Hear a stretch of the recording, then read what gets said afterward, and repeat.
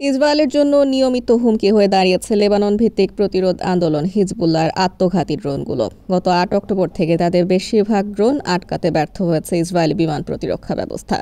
Israeli সেনাবাহিনী তাদের এই ব্যর্থতার কথা ইতোমধ্যে স্বীকারও করেছে। ইসরায়েলি আর্মি রেডিওর এক প্রতিবেদন অনুসারে ইসরায়েলি সেনাবাহিনী স্বীকার করেছে যে হিজবুল্লাহ ব্যবহৃত ড্রোনগুলো এমন এক হুমকি যার কোনো সমাধান নেই তাদের কাছে। তারা আরও জানিয়েছেন হিজবুল্লাহ ড্রোন আটকানো রকেট এবং ক্ষেপণাস্ত্র বাধা দেওয়ার চেয়েও বেশি কঠিন। সোমবার ইসরায়েলি সেনাবাহিনী হিজবুল্লাহর 4টি ড্রোন আটকাতে ব্যর্থ হয়েছে। সেগুলো সফলভাবে উত্তর ইসরায়েলের লক্ষ্যবস্তুতে আঘাত এনেছে, এরপর বিস্ফোরিত হয়ে আগুন ধরিয়ে দিয়েছে।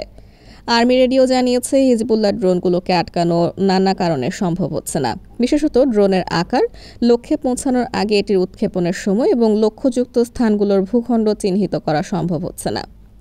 সেনাবাহিনীর অতিরিক্ত প্রযুক্তিগত উপায় বিকাশের জন্য ইউক্রেন এবং সৌদি আরবে পরিচালিত ড্রোন হামলা থেকে শিক্ষা নেওয়ার জন্য কাজ করছে। এদিকে বুধবার ইসরায়েলের উত্তরাঞ্চলে ১৭০টির বেশি রকেট ব্যারেজ নিক্ষেপ করেছে লেবানন ভিত্তিক প্রতিরোধ আন্দোলন হিজবুল্লাহ। এছাড়াও বেশ কিছু মিসাইল ও ড্রোন নিক্ষেপ করেছে প্রতিরোধ গোষ্ঠীটি। বুধবার এসব হামলার দায় স্বীকার করেছে হিজবুল্লাহ। ইসরায়েল প্রতিরক্ষা বাহিনী আইডিএফও এই তথ্য নিশ্চিত করেছে।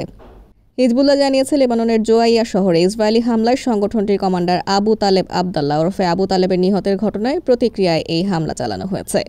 জানা গেছে বুধবার সকালে উত্তর ইসরায়েলের টাইবেরিয়াস, সাফেদ ও মেরন সহ বিভিন্ন এলাকাকে লক্ষ্যবস্তু করেছে হিজবুল্লাহ। ইসরায়েলের ফায়ার অ্যান্ড রেস্কিউ সার্ভিস জানিয়েছে হিজবুল্লাহ হামলায় একটি খোলা জায়গায় আগুন লেগে গিয়েছিল, সেটি নিভানোর জন্য কাজ চলমান রয়েছে। তবে এই ঘটনায় ম্যাগেন ডেভিড অ্যাডম ঘোষণা করেছেন তারা রিপোর্ট লেখা পর্যন্ত হতাহতের কোনো খবর পায়নি।